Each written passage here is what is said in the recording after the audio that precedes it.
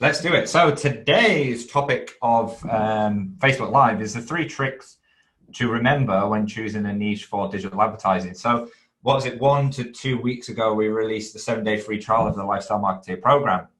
And off the back of some wicked feedback that we got from those action takers of you in this group who have gone through it, you've started taking action, you've played with choosing a niche.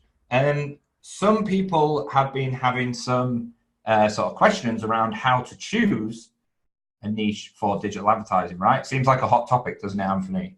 Yeah, it's definitely one of the bigger questions that we get. It's extremely common and totally understandable when you're starting out in this type of business. You do have that kind of question, so I totally get it, and that's what we want to break down on this live right now. So we thought we'd jump on and do a quick Facebook Live for you to talk about the three tricks to remember when choosing a niche for digital advertising. Now, when you first obviously getting started out with your digital advertising business, and you probably the first major decision that you have to make in your business is what niche, what industry, what type of businesses should I work with? What businesses are good to work with? What businesses are bad to work with, and why ultimately? And that, just that kind of first fairly large scale choice can be a difficult one if you don't sort of understand the principles behind what niches are good ultimately, what businesses are good to work with. So we've broken it down just into three core principles ultimately of how to really, best principles when choosing a niche for digital advertising. So the first one, they have to be service based. Okay, so we don't want to be working with product-based businesses. Anthony, why is that? Why do we want to work with service-based businesses and not product-based businesses? The main issue that we run into with product-based businesses is that the prices of products are not high enough, right? And we're not talking about targeting Gucci and Louis Vuitton and that sort of thing. We're talking about businesses that provide services where we can those clients are getting on the phone with their customers. They're having that actual interaction with their customers and their clients. And so the reason why we focus on service-based, one of the biggest things has to do with the price point. Am I right, James? Yeah, absolutely. Which is actually the next point that we're going to discuss. But let's stick with service-based businesses to begin with. The profit margins for a lot of service-based businesses, for a lot of product-based businesses are very low. Now, there's a lot of people in this group, I'm sure, who have tried starting a drop shipping store or an e-commerce store, and you've tried selling sunglasses or T-shirts or dog products or something along those lines. And what people don't tell you when you're starting an e-commerce business is that, they might say, we had a student that made $100,000 a month working with us, running using our model to start a drop shipping business. What they don't tell you is that the profit margin on that $100,000 that somebody might have made is probably 10 to 15%. If that, right? If that, because you have the cost of the product, you have the cost of advertising, you have the cost of shipping. So there's all of these things with a product-based business that just eats away at the profit margins. Whereas when you take a service-based business, for example, a high-ticket one, let's say an accountant who provides a service, right? They're essentially being paid for the time or the service that they deliver to their clients. Because they're delivering a service, the costs are much, much lower, which means profit margins are much, much higher, which means they're able to pay us very comfortably $1,000, $2,000, $3,000, up to $5,000 per month for our digital advertising service. So, basically, trick number one we want to sort of give you to ingrain in your mind is it needs to be service-based. So no products, purely service-based. Now that brings us on to point number two, which is the price point. So what type of service-based business in terms of price point, Anthony, do we highly advise that you take into consideration when you're choosing a niche for your digital advertising business? Definitely anything with the minimum of $2,000 and upwards, right? We basically want, and like you said, you just singled out, which was $3,000, $4,000, $5,000, $10,000. You think of different niches and different businesses and different industries where they are selling at these high price points. This is the amount they're charging for their service, right? Yeah, right. And so we're looking at and it's not so much we're looking at, oh, hey, they charge a lot, so let me try and get them as a client. It's a matter of also what the services that they're providing and what the margin is, right? Like that's a huge thing to look into, because yeah, sure, there are some services that can charge high price points, but their margins are not there, right? And so those margins are a big deal because it gives those businesses a breathing room to be able to afford for marketing and growth for their business, right? And that's why we have to look at that and see what we can do to help them. And yes, of course, there are industries that charge more, right? Couple to name, like off the top of our heads, what? Financial planners, right? Realtors. You can get into even into like local services. Some local services, plumbers and roofers who have like high ticket sales in terms of the types of services that they sell, right? Those have high price points too. So it's a matter of what service do they provide and what do they charge that is at a high price point. A high earning potential ultimately from one client. I wanted to add on to that a lot of people kind of have this misconceived idea that a business only takes one payment off a client when they first sort of onboard them. Let's take a personal trainer, for example. The first time somebody works with a personal trainer, they pay for they might pay for a block of 5 to 10 personal training sessions. And the first personal training session might be £40 to £50, right? For example. Now, that doesn't mean that client is only worth £40 to £50 to that business, because over the course of their lifetime, how many personal training sessions is that client going to take, right? On average, you're probably looking 12 to 24 months worth. Mm-hmm. Meaning that client, even though they're only paying £50 on the first interaction with the business, that client is actually worth thousands of dollars pounds over the course of their lifetime. So don't kind of fall into the kind of misconceived idea that, this gym or personal trainer only charges £50 an hour, so I bring them a customer, they've made £50. No, that's not the case. They've actually, as long as they retain the client and if they're or the customer, and if they're good at what they do, that certainly shouldn't be a problem.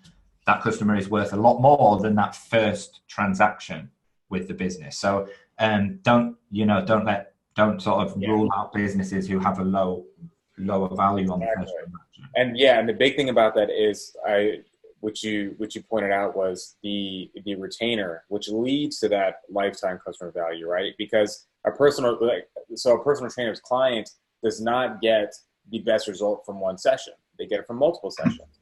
So a personal trainer is incentivized to sell multiple sessions, right? The same way a financial planner is incentivized to have a client on for years, right? And so a personal trainer is also in that same regard too.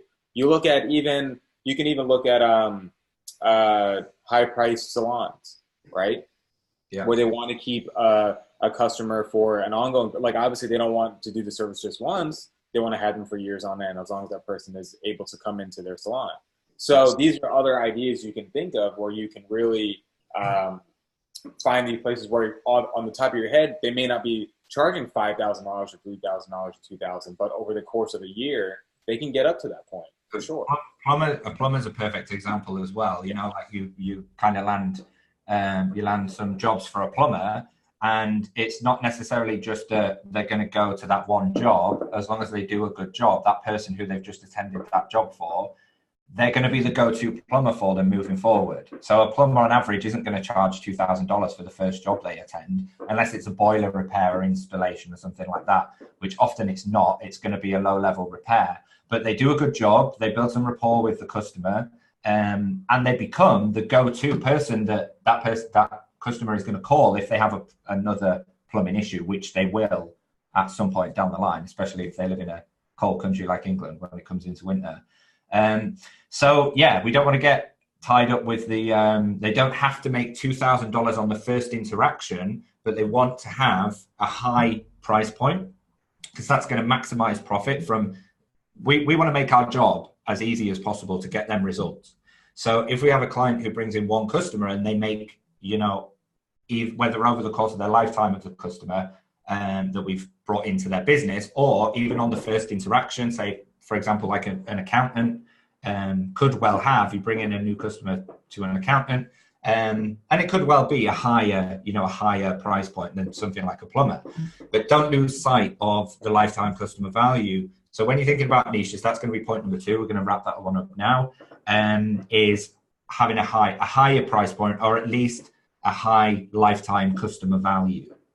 Okay, which eliminates. We had a student ask the other day about us thinking about choosing seamstresses as their niche. It's not necessarily a very lucrative one because, you know, they don't really charge a huge amount of money.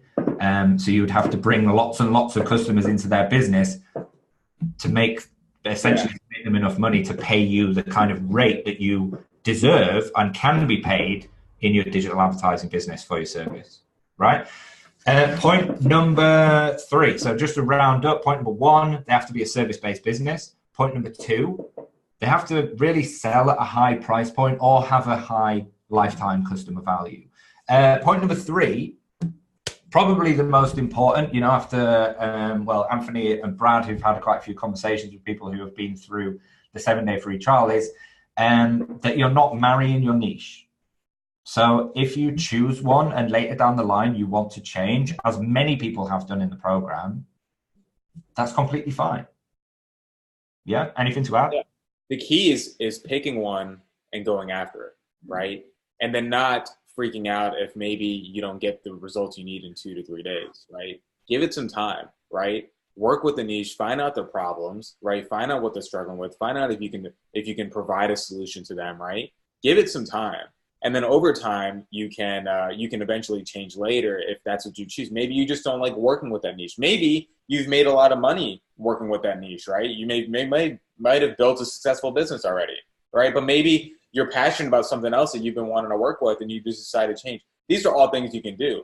But just because you start off and you pick one doesn't mean that's the one that you have to do for the rest of your life, right? That's not what you have to think about. You can change it. You also don't want to change 9 times in a week, right? Yeah, you want to give it enough time to actually start working, which, you know, we really don't like people even thinking about changing niches until, you know, 3-4 weeks into what they're doing, because these things, just like going to the gym, again, you don't go once and next thing you know you look like Hulk Hogan. You have to go religiously every single day and take those small actions. That leads me on to something I'm going to do another Facebook Live on, and that is the slight edge principle. I'm not going to go into that now, but we're going to do another live on there. So I hope you've enjoyed this live. We're going to jump on twice a week and bring you some really valuable content that's going to help you start your digital advertising business and work towards that goal of replacing your income from your teaching job or whatever expat job you're currently doing that you might not be necessarily enjoying. Or if you want to supplement it, that's what we're here to do in this group. So we'd love to see you all getting involved, dropping some comments below on this post, letting us know what you want us to talk about. We've got some good ideas now, but, you know, we're always open to feedback. So anything to kind of finish off with, Anthony? Just recap the 3. Yeah, number 1, make sure your niche is service-based, not product-based. That's a key difference right there. Focus on a high price point, right? Again, if you need to go back and listen to this, please listen to it. There's very specific details that focus on how you can decide on what is actually a high price point. And then, of course, number 3, you can always change later. You're not married to the niche. You can. The important thing is you pick one and you start having conversations. You start, you know, speaking to the actual market that you're going to be selling to, and you stick with it. If you've got it wrong, which in my opinion, there's no right or wrong niches, as long as you follow the principles that we've just taught you in this video, service-based, high price point / high lifetime customer value, you can't go wrong. That doesn't mean that you won't want to change at some point. Some people might do. But yeah, point number 3, you can always change at a later date if you feel like what you're doing isn't working, as long as you've given it enough time. So the most important thing, as with anything in business, is taking action. So you've just got to do it. You've just got to start, you know, taking action, start building some momentum, start having conversations and start learning, even if you don't feel ready, because you'll never feel ready. All right, so we're going to kind of round up on that one. Just a quick, short, sharp Facebook Live for you on the 3 tricks to remember when choosing a niche for digital advertising. We'll see you probably next week on another, or are we doing one? Probably on Friday. We might do another one this week. We'll keep on, we'll see you in here for some more gold. All right. Yeah. I hope you enjoyed the 7-day free trial. Feel free to share some love in the group and give us your feedback. And let us know in the comments. You guys have any questions, let us know in the comments of this video. We'll check them out. We'll respond back to you, okay? Have a good week. See you soon.